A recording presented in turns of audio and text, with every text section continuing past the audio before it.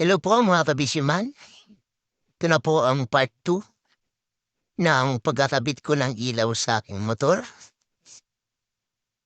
Ito po mga kabisyoman ay nakabit ko na yung mga linya. Ang ginawa ko po dito is tinayrik ko na lamang po yung mga linya niya. Line 1 and line 2. Dahil hindi ko na po mahanap ah, yung stock na linya niya. Ano na po kasi salasalabat na. Bali, dito po, tinatanggal ko po ulit yung una kong kinabit na brace. Ang gagawin ko po dyan ay ilalagay ko po sa mas, mas align dun sa bulb. Bali, ang pagkabit ko po kasi nakabalik ko siya, yung light niya. Hindi po siya akma dun sa pagkakabit ko. So, dyan po tinatanggal ko muna yung brace. At ngayon po, tinatansya ko po dyan kung saan ko pwedeng ilipat yung brace. At kung saan kakabit ko yung dalawang mata ng aking motor. Yan po. Bali dyan ko po naisipan na ilipat ang brace. Yan sa may baba ng muso niya. Sa may ibabaw ng tuka ng aking motor. At yan po, tinatansya ko na po dyan kung hindi ba sasabit yung trace na ilalagay ko tsaka yung lamp at kung aabot yung wire kapag magmaneuver akong left and right. Yan po.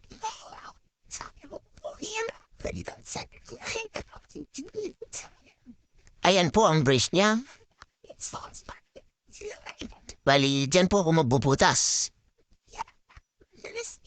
Yan. I-drill ko na po yan dyan.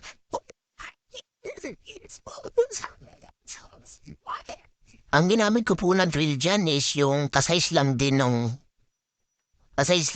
screw na ikakabit dun sa brace. Siguraduhin po natin na kapag mag-drill po tayo, hindi po maliit yung butas. Dapat sakto lang din sa screw na gagamitin natin para hindi po tayo mahirapang magpasok mamaya. At kaya na po, nabutas ko na po dalawa. Yan na po mga kabisiman. Itutusok ko na po yung screw dyan para doon sa brace ng kanang mata ng ating motor.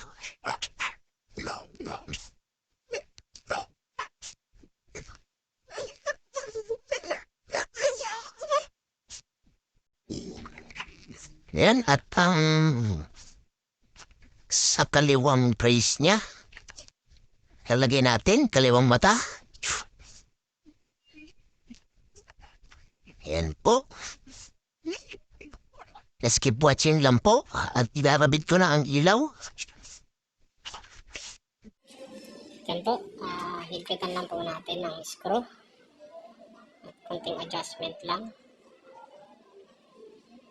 Dapat po hindi po masyadong mahigpit para hindi po ma-loose thread yung screw natin at para hindi rin mayuki yung nguso ng motor natin. Pati yung kabila, higpitan natin.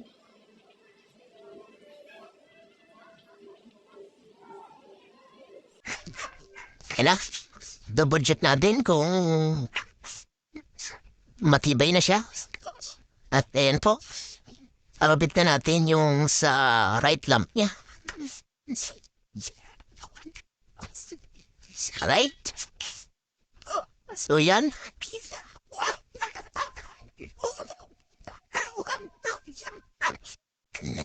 Alam ang pagdaan sa Ano po, bali, dyan sa lump niya, may dalawang kabitan ng screw dyan. Yan, kabitan ng screw. Ang teknik ko pala dyan ay hindi ko muna hinihipitan yan. Bali, kakapit ko lang muna. Yan, at mamaya, adjust ko pa yan. Yung bulb po na yan pala is may dalawang option yung lights niyan. Yellow beam tsaka white beam. Yan. Pwedeng yung white beam yung maging high mo at yung yellow naman yun yung maging low beam mo. Nasa sa'yo na lang po yun kung ano pong gusto nyong lights. Kung anong lights yung gusto mo. Ay, ulit-ulit. Basta yun na yun. Ayan. Bali dyan, di ko muna hinihipitan yan. Para mamaya may adjust mo. Pababa tsaka pataas. Ito po, kakabit ko na po yung sa kaliwa naman. Ang pagkakabit po niyan, siguraduhin niyo po na kung yung blue beam nyo is dilaw, babalik-balik ta rin yun ang po.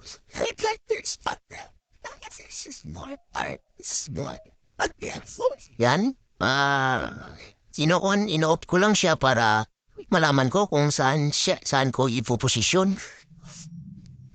Mas madali po kasing malalaman kapag ipapaganahin mo siya. Yan. Just keep watching lang po. Malapit na po matapos. Yan. Punti gamit lang ng screw. Paalala lang, huwag mo nang ipitan. Dahil i-adjust pa natin mamaya yan. Yan. Ting check lang. Yun, nasa tama. Yan. High beam and low beam. Low beam ko is yellow. High beam ko naman yung white. Yan, adjust lang. Then, lipitan na. Yan lang po kadali. Ang pagkakabit ng bulb na ilaw ng motor. Yan. Ay, glow. Okay? At ito na po mga kabisiman, natapos ko na po. Thank you for watching mga kabisiman. Please like, share, and subscribe po.